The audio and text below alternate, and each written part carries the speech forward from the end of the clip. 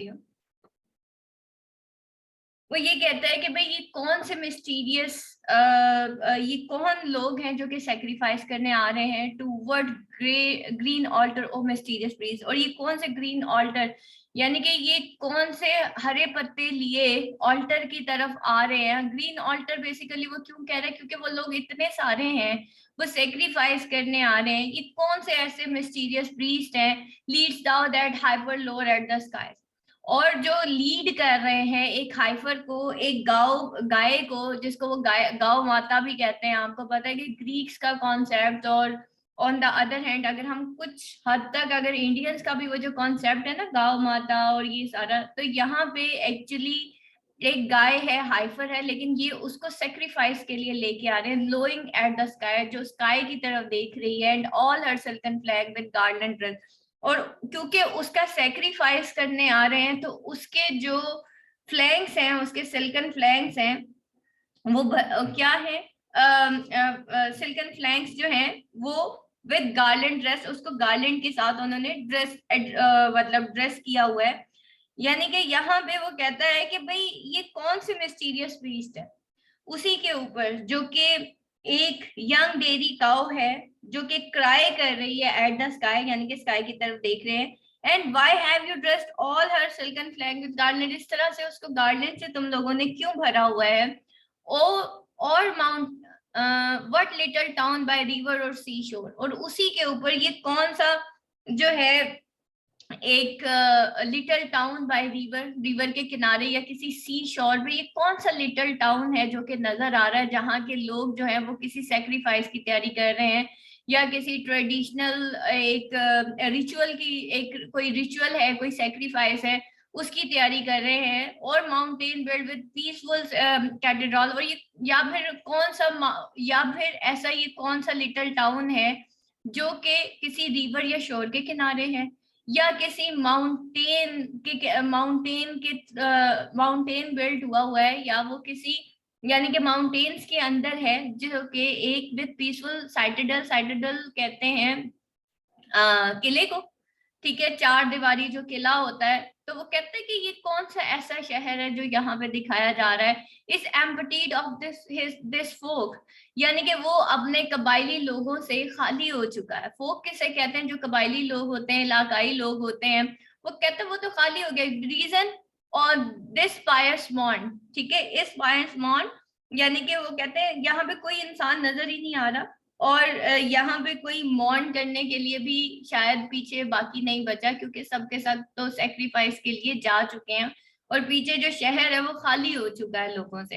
And little town Dai streets for ever more will silent, और ये शहर जो खाली रह चुका है उसकी जो स्ट्रीट्स हैं, लिटिल टाउन दाई स्ट्रीट, तुम्हारी जो स्ट्रीट्स हैं वो एवर मोर विल साइलेंट भी, हमेशा के लिए अब साइलेंट ही रहेंगी। And not a soul to tell, और कोई यहाँ पे सोल पीछे बाकी नहीं बची। Why thou art desolate, desolate can ever return, कि तुम्हारा ये जो आर्ट है ये कभी, तुम्हारा जो आर्ट है वो डिसोलेट है, तुम्हारा आर्ट यहाँ पे एक पैसिमिस्टिक टोन दे रहा है, या डिसोलेट एक्चुअली यहाँ पे इनहैबिटेड को भी कहते हैं, कि तुम्हारा आर्ट जो है वो इतना इनहैबिटेड क्यों है कि इस शहर को वो खाली करके चला गया है, और वो अब कभी भरेगा नहीं। कैन एवर रिटर्न, क्या ये लोग, तुम्हारा ये आर्ट कुछ हमें बताएगा कि ये लोग कभी रिटर्न भी होंगे, या ये शहर ऐसे ही खाली रहेगा। उसके बाद वो कहता है O Attic shape fair, fair attitude with brede, अब उसको वो Attic shape, O urn you are card with the shape of Attica, ठीक है, वो एटिका उसको कहता है कि भाई तुम बिल्कुल ही एटिक शेप हो, तुम जो है एक जिसे कहना चाहिए बिल्कुल ही एटिका का एक जो है वो आर्ट जो है वो शो कर रहे हो। तो वो कहते हैं तुम तो you are card with the shapes of Attica the ancient region of east central Greece round the Athens, ठीक है, तुम वो एथेंस को शो कर रहे हो, तुम ग्रीक आर्ट को शो कर रहे हो, फेयर एटीट्यूड है तुम्हारा, with breed of marble man, और तुम्हारे ऊपर क्या बना हुआ है, मार्बल्ड मैन है, यानी कि तुम्हारे अंदर क्या चीजें इनकार्ड है, तुम्हारे तुम्हारे ऊपर ग्रीक मैन है जो कि मार्बल के बने हुए हैं, एक्स्ट्रा ऑर्डिनरी डेकोरेटेड है एंड मेडन ओवरऑट, और उसपे मार्बल की ही मेडन्स बनी हुई है, मर्द और औरतें बने हुए हैं, with forest branches and trodden weed, और उनकी क्या फॉरेस्ट ब्रांचेस, और इन मर्द और औरतों ने क्या पकड़ा हुआ है, फॉरेस्ट ब्रांचेस और ट्रॉडन वीड्स, ठीक है, जो ब्रांचेस और बूटियां वगैरह कुछ पकड़ी हुई हैं। Thou silent form, thou tease us of thought, us out of thought as doth eternity। वो कहता है तुम जो हो, यानी कि वो एड्रेस करता है उस अर्न को, वो कहता है तुम बेशक साइलेंट हो, लेकिन तुम अपनी एटर्निटी की वजह से मेरी थॉट को टीज कर रहे हो, ठीक है। तुम्हारी जो ब्यूटी एटर्नल ब्यूटी है वो मुझे टीज कर रही है कि मैं एटर्नल नहीं हूँ, ठीक है, तो वो मेरी सोचों को जो है वो टीज कर रही है। कोल्ड पेस्टोरल, अब वो उसको कोल्ड पेस्टोरल कहता है, वो कहता है तुम तो क्या हो, you are a cold pastoral, उसको एड्रेस करता है कि you are a cold pastoral, you are a cold pastoral. यहाँ पे वो उसको क्यों कह रहा है, तो you are a silent form, ठीक है, तुम एक कोर्स पेस्टोरल शेप हो। पेस्टोरल, पेस्टोरल बेसिकली ऐसी, पेस्टोरल कैसे कहते हैं जहां पे बाग बहार चरागाहें इस तरह की चीजें दिखाई जाती हैं, तो या ग्रीन लैंड दिखाया जाता है।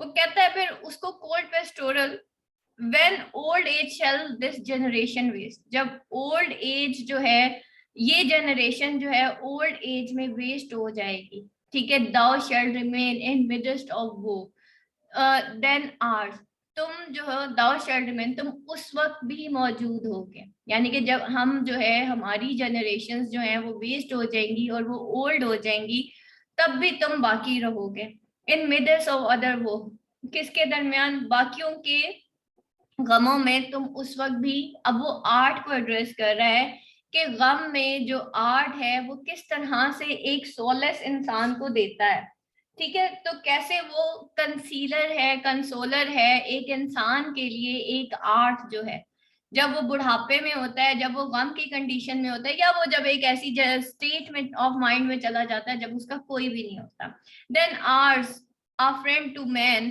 टू whom thou sayest, तो फिर तुम हमारे वो फ्रेंड होंगे, तुम देन आर्स, तुम उस वक्त हमारे वो फ्रेंड होंगे, to whom thou says beauty is truth, truth beauty that is all ye know on earth and all ye need to know। उस दिन तुम ही होगे जब हमारी जवानियां बुढ़ापे में चली जाएंगी और हम एक गम की स्टेट में होंगे, तो अब वो अर्न को एड्रेस होगा कि तुम ही होगे जो इंसानों के फ्रेंड होगे, और इंसान को ये पैगाम दोगे कि beauty is truth and truth is beauty, that all you need on earth, all you need to know, कि लाइफ, वो कहता है कि ये वो वाहिद मैसेज है जो कि हम दुनिया में देते हैं या तुम देते हो, कि ब्यूटीज आर द, देखें यहाँ पे जब वो कहता है ना beauty is truth and truth is beauty, ठीक है, कि असल में सच्चाई ब्यूटी ही है, ये वो ब्यूटी है जो हम आर्ट के थ्रू जो है वो लेते हैं। तो यहाँ पे वो that is all he need to earn, यानी कि अब यहाँ पे देखें फ्रेंड टू अ मैन, ये जो आर्ट है, art is now here representing as a friend to man, a consoler of mankind, a consoler of mankind, teaching him to seek, teaching him to seek solace from the shortness of life, solace from the shortness of life in the eternity of art, in the eternity of art। यहाँ पे coat लिखें, the poetry of earth is never dead, the poetry of earth is never dead। अच्छा यहाँ पे देखिए बेटा, इसको मैं थोड़ा सा एक्सप्लेन करती चलूं, कोल्ड पेस्टोरल एंड जनरेशन और ये। अच्छा, सबसे पहली चीज, जॉन कीट्स का अलमिया क्या था, उसकी लवर ने उसको छोड़ दिया था, ठीक है, अब यहाँ पे वो रिग्रेट करता है अबाउट द लवर, और बाकी लवर्स को वो ये मैसेज देता, देखो तुम्हारी जो बिलव्ड है वो हमेशा तुम्हारे साथ फेयर रहेगी, ठीक है। नंबर 2, वो जो है एक खाली शहर की बात करता है पीछे, ठीक है, आर डिसोलेट, यानी कि वो यहाँ पे कहता है कि भाई ये कौन सा एक आर्ट है जो कि डिसोलेट करके चला गया, यानी कि ये वो आर्ट है जो आपको शायद तन्हाई में भी जीना सिखाता है, ठीक है। तो वो एक मैसेज देता है, एक आर्ट जो है कि हाँ जिंदगी के अंदर उतार चढ़ाव भी है। अगर एक तरफ ट्रेडिशंस चल रही हैं, यहाँ पे पिछले स्टैंजा के अंदर अगर हम थोड़ा सा गौर करें, तो अगर एक तरफ ट्रेडिशन चल रही है तो दूसरी तरफ हम ये देखते हैं कि पीछे एक कुछ स्ट्रीट्स हैं वो भी हमेशा के लिए खाली हो गई हैं। उसके बाद जो लास्ट है, जब वो of Attic shape where attitude cold pastoral उसको कहता है नाउ, अब वो अर्न को एड्रेस कर रहा है कि you are the art form and I am the real life, ठीक है। हमारी जो इंसानों की जो रियल लाइफ है, अब देखें लास्ट पैराग्राफ के अंदर हमेशा John Keats compare and contrast करता है और एंड पे वो जरूर मैसेज देता है। जैसे कल हमने ऑट टू ऑटम में देखे ना, जब वो कहता है where are the songs of springs where are they, और फिर ऑटम को कहता है you have thy music too. तो अब वो कंपैरिजन करता है ना ऑटम और स्प्रिंग के दरमियान। लेकिन जब हम और टू क्रिएशन अर्न के अंदर देखते हैं तो वो कंपैरिजन करता है एक आर्ट को एक ऐसे इंसान के साथ, एक ऐसी जनरेशन के साथ जो कि वेस्ट हो जानी है।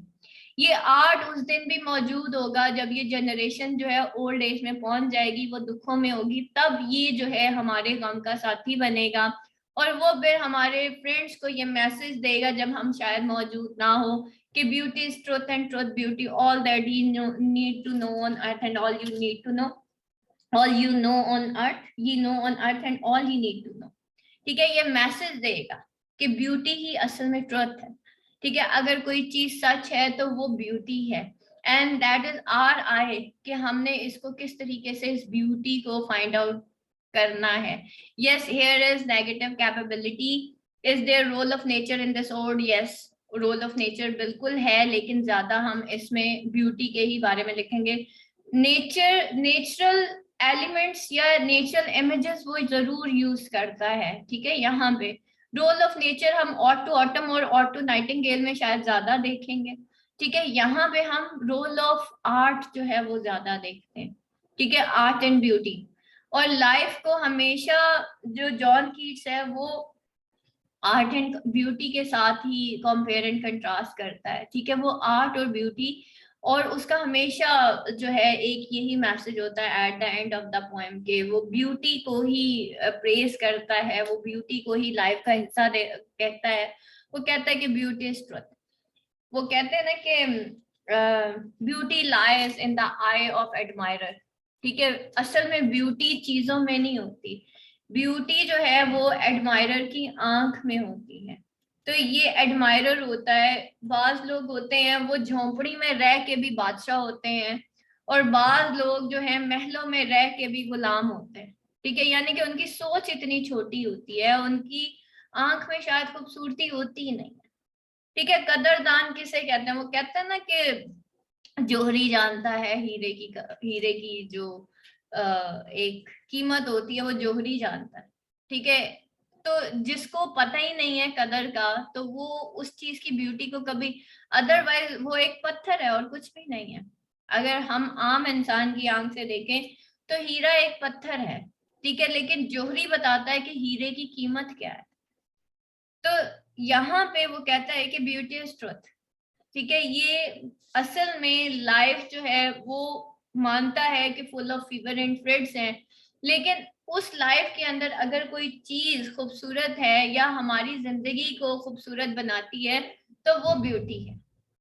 और दैट इज आर्ट के एक इंसान अपनी जिंदगी के अंदर फीवर और फ्रेड्स के साथ ब्यूटी भी ढूंढे। अल्लाह ताला ने कुरान मजीद में फरमाया इन्ना माल उसरी युसरा, बेशक हर मुश्किल के साथ आसानी है, ठीक है। ऐसा नहीं हो सकता कि हमें अल्लाह मुश्किल भी दे और उसके साथ आसानी भी ना दे, ऑल्टरनेट होता है, ठीक है। अगर गम है ना उसके साथ अल्लाह ने कोई ना कोई ऐसी चीज दी होती है हमें कि आपको कहीं ना कहीं कुछ मिल रहा होता है, ठीक है, कहीं ना कहीं। ये हम नहीं ढूंढते। यकीन जाने जिस दिन मैंने मेरी नजर से ये आयत गुजरी ना इन नमाल उसरी युसरा, उससे पहले शायद मुझे लगता था लाइफ ब्लॉक हो गई है, जैम हो गई, अब आगे कुछ नहीं है। जब मैंने ये आयत पढ़ी तो मैंने कहा अल्लाह कभी झूठ नहीं बोलता, अल्लाह का कलाम हमेशा हक है, सच है। Now let's find out the truth of life. ठीक है। और फिर जब देखा तो मैंने सोचा, जब मैंने देखा और ऑब्जर्व किया अपनी लाइफ के अंदर, इन्ना माल उसरी युसरा, बेशक हर मुश्किल के साथ आसानी है, तो मुझे अंदाजा हुआ कि मुश्किल तो बहुत छोटी सी चीज है, अल्लाह ने इतनी सारी आसानियां पैदा की हुई हैं और मुझे पता भी नहीं था। तो हमारी आंख में जब तक वो आंख नहीं मिलेगी ना जो ब्यूटी को फाइंड आउट करती है, तो बेटा हम ब्यूटी को, जिंदगी की खूबसूरतियों को जान ही नहीं सकते। अल्लाह ताला कुरान मजीद में फरमाते हैं कि मैंने 4 चीजों में सुकून रखा। हमारा बेसिकली हम क्यों स्टेटस चाहते हैं, हमें सुकून चाहिए। ठीक है, आप अपने आप से पूछे मुझे स्टेटस क्यों चाहिए, मुझे पैसा क्यों चाहिए, बेसिकली सुकून की खातिर कि भाई सेठ वाली जिंदगी हो, आराम हो, सुकून हो, जिंदगी में कोई हर्डल्स ना हो, कोई परेशानियां ना हो। 4 चीजें मतलब हर चीज का एंड बेसिकली पैसा नहीं है। एक्चुअली हमें पैसे की वजह से शायद हमें लगता है हम इल्म हासिल करेंगे, हमें सुकून मिलेगा, मेंटली सोलस मिलेगा, या जो भी है, हम एक पीसफुल लाइफ गुजारें, ऐसे ही है ना। तो वो पीसफुल लाइफ के लिए अल्लाह ताला ने कहा कि 4 चीजों में मैंने सकीनत रखी है, सुकून रखा है। नंबर 1, अला बिज़िक्रिल्लाहि तत्माइनुल कुलूब। दूसरा, रात, रात को हमने टाइम पे सोना कोई नहीं है। ठीक है, फिर आधी रात को जाग के 2 बजे तक, 3 बजे तक, और फिर हम सुबह सो रहे होते हैं। तो हम एक्चुअली उस सकीनत को भी जो है वो कैच नहीं करते। अच्छा, उसके बाद अल्लाह ताला ने जोड़े, अल्लाह ताला ने बनाए। ठीक है, हर चीज का जोड़ा बनाया, कुरान मजीद में अल्लाह फरमाते हैं। और उसके अंदर हमने सकीनत रखी, सुकून रखा। हर बंदा, पेरेंट्स, नहीं नहीं अभी हमारा बच्चा छोटा है जी, अभी अभी शादी नहीं करनी है इसकी। अगर शादी हो गई है तो मियाँ बीवी में कीड़े निकाल रहा है, और बीवी मियाँ में कीड़े निकाल रही है। कहाँ से सकीनत मिलेगी जब हम वो चीज जो अल्लाह ने हमारी जिंदगी में ले आया, अल्लाह ताला, और हमें वो मिल गई, हमने कभी उसकी सकीनत को फील करने की कोशिश ही नहीं की। एक दफा करके तो देखें। ठीक है। तो अल्लाह ने जोड़े क्यों बनाए, सकीनत के लिए। और नंबर 4 जो है वो छत जो अल्लाह ने आपको दी होती है। हम खवातीन का अलमिया ये है, हमने बाहर जाके ही कमाना, हमने उस छत को यूज ही नहीं करना। वो छत जो अल्लाह ने हमें दी होती है, उसके नीचे अल्लाह ने सकीनत रखी होती है। हमने लड़ लड़ के उस घर का जो सुकून होता है ना, वो बर्बाद किया होता है। फिर हम अपने बच्चों को भी नेगेटिव बना देते हैं। मैं एक और चीज आपको बताऊं, घर के अंदर पार्टी कभी मर्द नहीं बनाता, हमेशा औरत ही बनाती है। औरत इनसिक्योर होती है, उसको लगता है मेरा बच्चा मेरे हाथ से निकल जाएगा, कहीं बाप का ना हो जाए। ठीक है, और इस टसल में पूरी जनरेशन बर्बाद होती है। तो वो जो एक छत है ना, हमने एक्चुअली, मैं बताऊं, हमारे घर का सुकून वाकई औरत पे बड़ा बेस करता है, 90% औरत पे करता है। मर्द ने तो आना था, बेशक वो जितना मर्जी सख्त हो, उसने आना कितनी देर है घर में, उसकी प्रेजेंस कितनी है। It is a good example of transience and immortality in Keats poetry. Yes, ठीक। तो ये है बेटा यहाँ पे, here is his negative capability. Negative capability क्या है, वो अपनी जात से निकल के वो अर्न के अंदर खो गया है। अपनी फीवर एंड फ्रेड्स की दुनिया में वर्ल्ड ऑफ इमेजिनेशन से निकल के वो वर्ल्ड ऑफ इमेजिनेशन में चला गया है। तो वर्ल्ड ऑफ इमेजिनेशन में जाके conscious, then subconscious, and then inner conscious, ये 3 स्टेट ऑफ माइंड में आपको बताती हूँ। कॉन्शियस क्या है, जो हमें नजर आ रहा है, उसको एक अर्न नजर आया।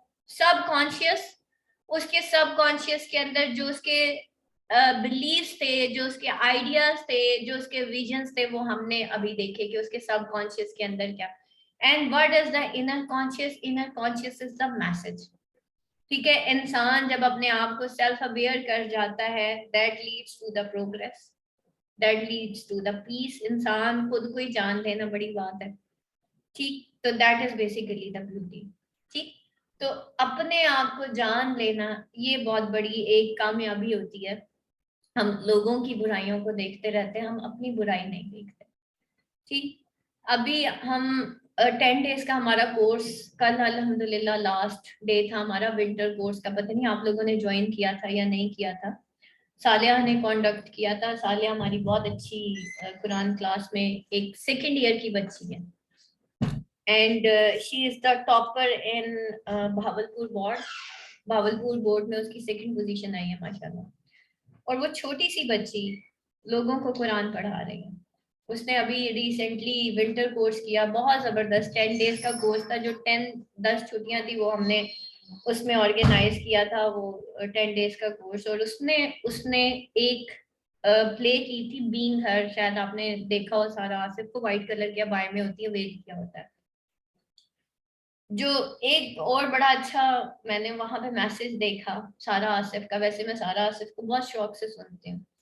तो सारा आसिफ मोस्टली मियाँ बीवी के रिलेशनशिप के बारे में बात करती हैं। तो उन्होंने एक बात की, उन्होंने काफी सारी चीजें उन्होंने गिनवाई कि एक औरत अपने शौहर से क्या चाहती है, कि वो घर आए, उनको टाइम दे। आज बच्चों को नहीं देखा, उनको समझाया नहीं। आज जो है उन्होंने चले कम से कम चाय बना देते, मेरे साथ खड़े हो जाते, मुझसे बातें कर लेते। आज मुझे पूछा नहीं, आज मुझे मतलब शॉपिंग पे ले जाते, और वो जी मुझे अभी होटल में नहीं लेके गए, इस वीक हम फलाने के घर नहीं गए। तो ये नॉर्मली हम औरतों का अलमिया होता है। उन्होंने एक बात की, उन्होंने कहा कि अगर आपके हस्बैंड आपको ये कहें कि तुमने आज सारा दिन किया ही क्या है, तो आपकी कैसी फीलिंग्स होंगी? हालांकि हम घर में छत के नीचे रह के सारे काम करते हैं, ठीक है। और इसके बावजूद अगर हमारे हस्बैंड, और हम अपनी मर्जी से कर रहे होते हैं, हमारे सर पे कोई भी नहीं बैठा होता जो हमें ये हुक्म चलाए कि तुमने बच्चे कैसे पाले हैं। बहुत कम, अगर इंटरफेरेंस आज के जमाने में तो बहुत ही कम रह गई है, पहले हुआ करती थी किसी जमाने में। तो लेकिन हमारे लिए फिर हम क्या कहते हैं कि क्या इनके लिए ये मैटर बिल्कुल नहीं करता कि मैंने सारा दिन बच्चे पाले हैं, सारा दिन मैंने घर को देखा है, सारा दिन मैं घर की सफाई करती रही, या बर्तन धोती रही, या मैं कुकिंग करती रही। Same is the case with the husband. हमारे हस्बैंड क्या हमारे लिए ये नहीं मीन करता कि एक इंसान कमाता है और वो सुबह से लेकर शाम तक कमाता है, आखिर किसके लिए कमा रहा है? हमारे लिए कमा रहा है। तो क्या हमारे लिए ये मैटर नहीं करता कि हमारे लिए इतना ही काफी है कि वो हमें एक हलाल रोजी दे रहे हैं? आप खुद सोचे ना, हम तो छत के नीचे हैं, वो तो पता नहीं कितने लोगों की बातें सुनते होंगे। ठीक है, तो दैट इज द थिंग कि इसी वजह से अल्लाह ताला ने, नबी पाक सल्लल्लाहु अलैहि वसल्लम ने कहा था ना हदीस में कि अगर कभी किसी को सजदे का हुक्म होता तो मैं बीवियों को कहता कि वो शोहर को सजदा करे।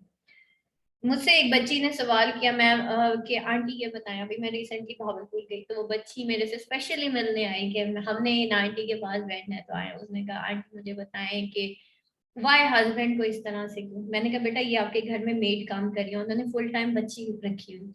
मैंने कहा बेटा आपने इसको कैसे रखा हुआ है, आप इसको कैसे कपड़े पहनाते हो? ठीक है, अब now come towards your father, उन्होंने आपकी मामा को कैसे रखा हुआ, आगे जो नस्ल है उसको कैसे रखा हुआ। हमारा ये जर्व है कि हम अपनी मेड को वो लेवल दे सकें जो एक शौहर बीवी को देता है। किसी और की बच्ची है, उसको अपने घर में रहना, पालना, सारा कुछ करना, तो उससे एक जनरेशन चलती है। मैंने कहा ये बच्ची आपके घर में है और उसके साथ एक मेड फुल टाइम उसकी माँ है, आपने उनको कैसे रखा हुआ? ठीक है, तो that is the difference between a husband एक निकाह के साथ जो आपका ताल्लुक जुड़ता है, और एक मेड के अंदर। वो भी फुल टाइम ही आपके घर है, और आप भी फुल टाइम अपने पापा के घर। Now just come towards the thing, and she was just shocked. मैंने कहा बेटा ये डिफरेंस है एक शोहर के अंदर और हम जैसी औरतों के अंदर। ठीक, तो ये डिफरेंस होता है। जितना मर्जी बुरा होगा, जितना मर्जी बुरा होगा, वो कमा के जरूर खिलाएगा। ठीक है, अनलेस के वो शराबी कबाबी डाकू चोर ना हो वो। ठीक है, हलाल अगर कमाएगा ना तो सुबह से शाम तक वो हमारे लिए ही करेंगे जो भी करें। तो अगर हम इसी चीज को देखें तो फिर आई थिंक सो कि बाकी एक्सपेक्टेशंस इतनी हाई रखने का कोई फर्क नहीं पड़ता। हम तो घर में है ना, चाय भी खुद बना देंगे, बच्चे भी खुद पाल लेंगे, बच्चों की तरबियत भी कर लेंगे। नो मैटर कि वो हमें कितना सपोर्ट करते हैं या नहीं करते। ठीक है, अगर मेरी वजह से किसी को सुकून मिल रहा है तो मेरे तो वारे नहीं आ रहे होंगे ना। असल में हम अपनी पोजीशन नहीं देखते कि मैं क्या कर सकती हूँ, कितना अच्छा कर सकती हूँ। इस वक्त अल्लाह के सामने मेरा दर्जा कितना बुलंद होगा, क्योंकि मैं तो देने वालों में से बन गई। बेशक मैंने सुकून ही क्यों नहीं बांटा, बेशक मैंने सुकून ही क्यों नहीं दिया। ठीक, तो हमेशा बेटा देने वाले बने, लेने वाले ना बने। ठीक है, देने वाले हाथ, बंदे का हाथ हमेशा ऊपर ही रहता है, ये याद रखिएगा। और लेने वाले का हाथ हमेशा नीचे ही रहता है, ये भी याद रखिएगा। तो हम जब एक्सपेक्ट कर रहे होते हैं ना, एक्चुअली हम मांग रहे होते हैं। आप मांगने वाले बनना चाहते हैं या आप देने वाले बनना चाहते हैं? जिस दिन आप देने वाले बन गए ना, बेशक सुकून ही सही, आप देखिएगा आपकी जिंदगी बदल जाएगी। क्योंकि कासिम अली शाह का मैं लेक्चर सुन रही थी, वो कहता है जब इंसान देने वाला बन जाता है तो वो दाता बन जाता है। दाता मीन देने वाला। और दाता बेसिकली निस्बत करता है इंसान को अल्लाह के साथ।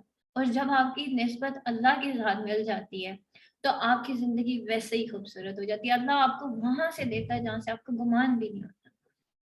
तो सोच बदलेगी तो जिंदगी बदलेगी। सोच में जिस दिन मेरे खूबसूरती आ गई तो मेरी जिंदगी खूबसूरत हो जाएगी। और जब हमारी जिंदगी खूबसूरत होगी तो हमारा प्रोडक्टिव लेवल अच्छा हो जाएगा। हमारा प्रोडक्टिव लेवल अच्छा हो जाएगा तो एमए इंग्लिश लिटरेचर तो क्या, हम लोगों के दिलों में इंशाल्लाह राज करेंगे। ठीक है, सबसे बड़ी बात ये, लोगों के दिलों में राज करना सीखें। ठीक है, सुभानक अल्लाहुम्मा व बिहम्दिका अशहदु अल्ला इलाहा इल्ला अंता अस्तगफिरुका व अतूबु इलैक। अस्सलामु अलैकुम व रहमतुल्लाहि व बरकातुहू।